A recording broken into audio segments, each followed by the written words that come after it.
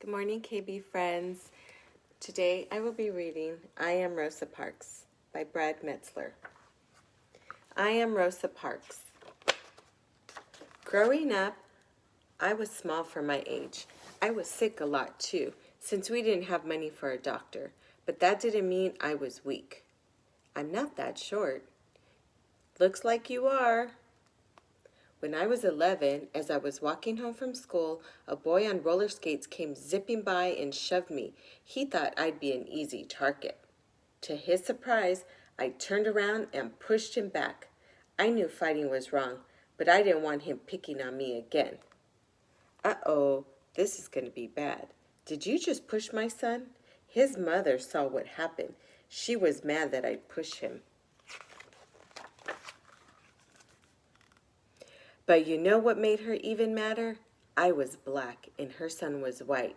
She immediately started yelling, "I'll have you put in jail. You'll never get out again."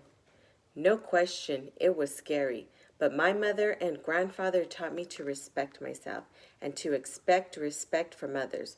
So instead of backing down, I stood my ground and calmly but firmly I explained, "Your son was the one who pushed me. I didn't bother him at all." I wasn't just standing up to that mom or even to the boy on roller skates. I was standing up for myself. After that, the boy and his mom never bothered me again. Still, it's hard to change things. Sometimes it can take a long time. Back then, if you were black, you were treated unfairly just because of the color of your skin. You weren't allowed to live in the same neighborhood as a white person, eat in the same restaurant, ride the same elevator, or use the same bathroom. You couldn't even drink from the same water fountain. One was marked for whites, the other for colored. When I was little, I used to wonder if white water tasted different from colored water. I even wondered if colored water came in lots of colors. But it didn't. The only difference was I had to walk outside or even down the block to get mine. Of course, it wasn't just about water fountains. This was my school, a small old wooden building with one room and one teacher. For all of us, everyone from the 5-year-olds to the 6th graders were stuffed in that one room. There were no windows, desks, and barely any books. Since most kids had to work on a farm to earn money, we only went to school 5 months during the school year. Less school, hooray! Don't say hooray, that's bad. We also brought our books home every night. Why? Because we were worried that folks who hated the color of our skin would burn down our school. Now, here's the school for the kids who were white. Notice the difference? It was a new brick building with beautiful windows, new desks, and plenty of books, plus a playground. They went to school 9 months out of the year since they weren't working in the fields like we were. Now, can we say hooray? No, there's no hooray about this. Also, if you were black, you had to walk to school. If you were white, you got to take a bus. The worst part was when I'd walk home with my brother, the kids on the bus would throw trash at us. It made me feel horrible. But there were no civil rights back then. The only solution was to move off the road. And really, what kind of solution is that? As I got older, things didn't change much. "There's no room for you in here, lady." One winter, I was waiting for the local city bus. If you were black, you had to ride in the back. If you were white, you rode up front. On that day, the back of the bus was packed. But there were plenty of seats in the front. I was just trying to find a place to sit, but as I entered through the front door of the bus, "What do you think you're doing? You need to get off and use the back door. Only whites can come in the front." "But I'm already in." I tried to explain that there was no room to get in through the back. The driver didn't care. He wanted me off the bus. He grabbed me by my coat sleeve. I dropped my purse near the front door. To pick it up, I sat in the front seat, a white seat. It made the driver madder than ever. "That's it. Get out. Get off my bus." That's what he called it, my bus, as if it were his. The bus wasn't his, though it belonged to all of us. Still, that afternoon, the driver got his way. He kicked me off. See you soon. Yes, you will. But I promise you, that wasn't the last time I'd face that bus driver. From there, in addition to working as a seamstress, I started working to change things. At the NAACP, we fought for fairer laws and made sure that people's stories were heard. Tell me what happened next. Need a lift? No thanks. I also stopped using colored water fountains. I'd rather go thirsty than be treated so poorly. It was the same with separate elevators. Instead of riding them, I take the stairs. But as for real change, even I didn't know what was coming. It was the end of a busy Thursday. I was 42 years old and on the bus going home. This time, I was sitting in the first row of seats that were allowed for black people. There was one man next to me and two women across from me.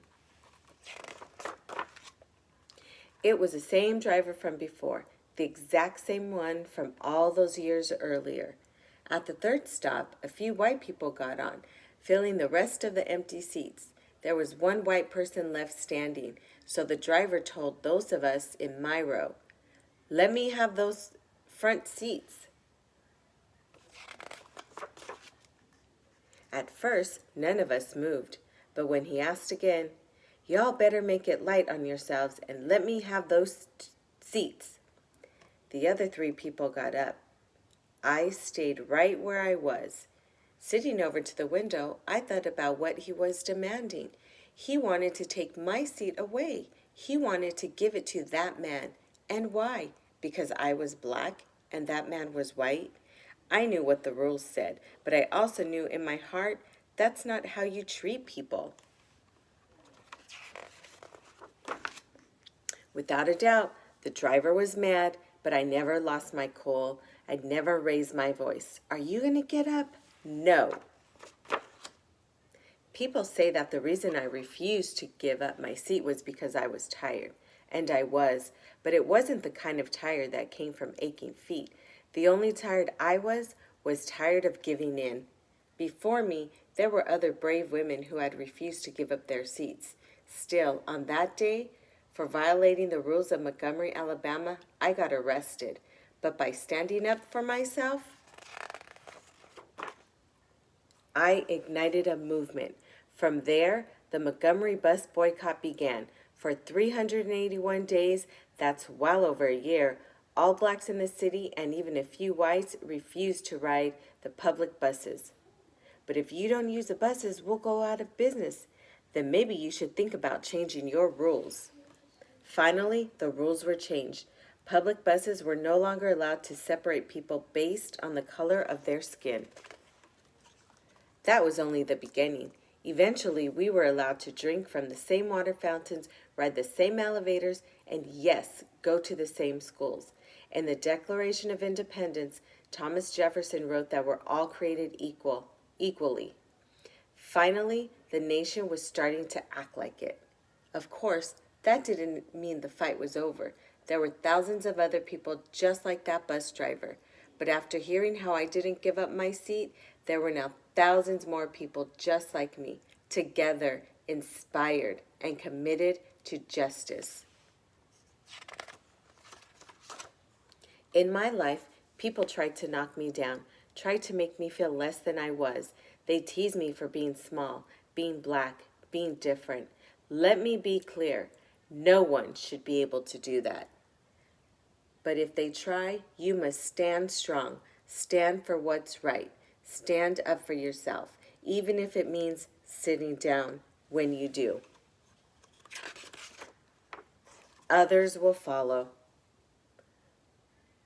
What's the medal? It's the Congressional Gold Medal, one of the government's highest honors. George Washington got one too. Cool. Now I can say, hooray, hooray!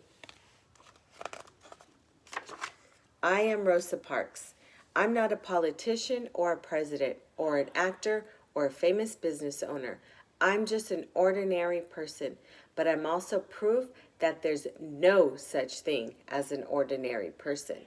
I hope you'll always stand up for yourself and I hope you'll remember that we're all in this together.